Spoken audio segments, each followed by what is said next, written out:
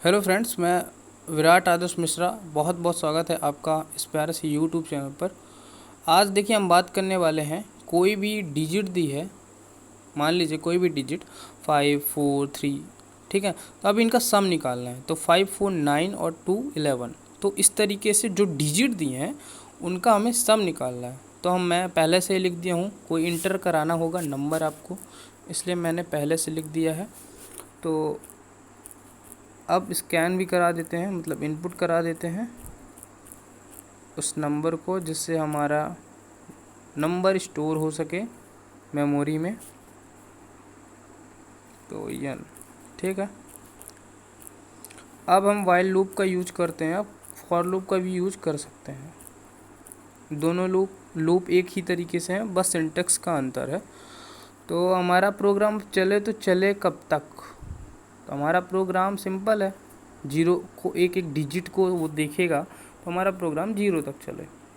तो n से बड़ा जब तक हो तब तक हमारा प्रोग्राम चले।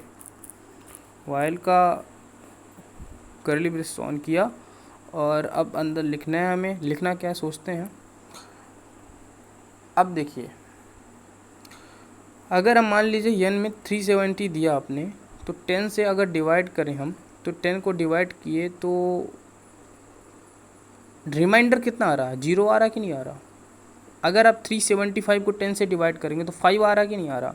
अगर आप 10 से किसी भी डिजिट को डिवाइड करेंगे तो उसका अंतिम नंबर ही आता है, जो लिखा है उसका अंतिम नंबर ही आता है। तो हम इसी तरीके से कोई एक नया वेरिएबल दे देते हैं और उसी चीज़ को हम करा देते हैं स्टोर। तो मैंने d दे दिया है और n को डिवाइड कराते हैं, मॉड्यूल से करेंगे लेकिन, क्योंकि हमें रिमाइंडर चाहिए ना। तो हम 10 से करते हैं डिवाइड, ठीक है। अब हमें क्या करना है, उन पूरे नंबर का सम चाहिए हमें, है कि नहीं। तो एक नया वेरिएबल और लेते हैं सम नाम से, और सम प्लस डिजिट कराते हैं। ओके, अब हमें अपडेटेशन करना है। अब अपडेटेशन करें तो करें क्या? तो अपडेटेशन करने के लिए आप क्या कर सकते हैं, आप भी दिमाग लगाइए, कर क्या सकते हैं। आई होप कि आपने सोचा होगा कुछ, लेकिन अगर नहीं सोचा है तो मैं बता देता हूँ कि हम कुछ इस तरीके से करेंगे। n को डिवाइड करते हैं 10 से। अगर आप 10 से डिवाइड करेंगे किसी भी नंबर को, तो उस नंबर का जो लिखा है वही आता है। मतलब किस तरीके से बताना चाहता हूँ कि अगर 370 को आपने डिवाइड किया तो 37 आ जाएगा, और फिर 37 को आप डिवाइड करेंगे 10 से, 3 आ जाएगा, और जब 3 को डिवाइड करेंगे तो आगे आपको पता ही है। तो इस तरीके से कर दिया हमने। ओके, अब हमें प्रिंट कराना है जो ये डिजिट का सम है। तो सम ऑफ डिजिट लिख देते हैं, sum of digit is %d and sum. Okay, get ch। अभी दिक्कत ये है कि हमने इंट में अच्छे से बताया नहीं है। मेरी एक आदत है कि मैं ऊपर का पहले नहीं करता, हमें लॉजिक सोचना होता है।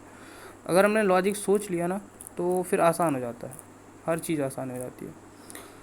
तो सम को इनिशियलाइज भी कर दिया मैंने, और डी है, और कोई नई वैल्यू तो नहीं ली हमने, बिल्कुल नहीं। 3 वेरिएबल ही लिया है हमने, n लिया है, डी लिया है, सम लिया है। ओके, तो हमारा प्रोग्राम सही होना चाहिए, आई होप। करते हैं कंपाइल, और बिल्कुल सही है हमारा प्रोग्राम। अब हम कराएंगे इंटर नंबर। मान लीजिए हम इंटर कराते हैं 4 3 2, तो आंसर कितना आना चाहिए? 9 आना चाहिए। तो ये देखिए, sum of digit is 9। I hope आप समझ पाए होंगे। एक बार और करा देता हूँ रन मैं। मान लीजिए 2 3 5 लिखते हैं, इसका आंसर आना चाहिए 10। तो sum of digit is 10। I hope आप समझ पाए होंगे इस प्रोग्राम को, और थोड़ी भी दिक्कत है तो आप प्रोग्राम करके देखिएगा, आपको समझ में आएगा।